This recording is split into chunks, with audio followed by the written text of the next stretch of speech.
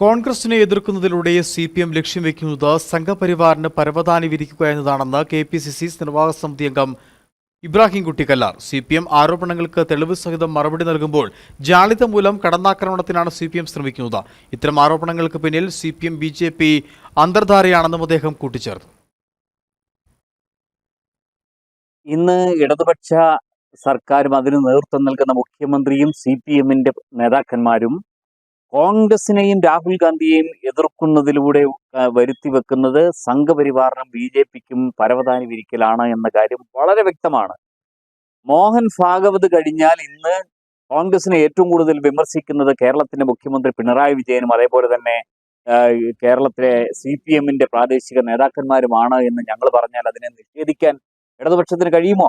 ഇവർ വിരിച്ചു കൊടുക്കുന്ന പരവതാനി എവിടെയാണ് എത്തുന്നത് എന്ന് ജനാധിപത്യ ബോധമുള്ള മുഴുവൻ ആളുകളും ചിന്തിക്കും. ഇപ്പോ പാർലമെന്റിൽ UDF MP-മാരുടെ പ്രകടനം വളരെ മോശമാണ് എന്ന് പറഞ്ഞ ആളുകൾക്ക് മുമ്പിലേക്ക് തെളിവ് സഹിതം ഇപ്പൊ CAA-യുമായി ബന്ധപ്പെട്ട കാര്യത്തിനകത്ത് വളരെ വ്യക്തമായി വോട്ട് രേഖപ്പെടുത്തിയ MP-മാർക്കെതിരെ പോലും ആക്ഷേപം ഉന്നയിച്ചുകൊണ്ട് മുമ്പോട്ട് വന്നപ്പോൾ അതിനെതിരെ തെളിവ് സഹിതം ഹാജരാക്കിയപ്പോൾ ആ ജാള്യതയിലേക്ക് പോയ സാഹചര്യമാണ് CPM ഇടതുപക്ഷ നേതാക്കന്മാർക്കുള്ളത്. ഇവര് ഇത്തരത്തിലുള്ള നടപടി സ്വീകരിക്കുന്നത് കോൺഗ്രസിനെയും അതേപോലെ തന്നെ രാഹുൽ ഗാന്ധിയെയും മോശമാക്കാൻ വേണ്ടി ഇറങ്ങിത്തിരിച്ചിരിക്കുന്നത് ഒരു സംശയവുമില്ല.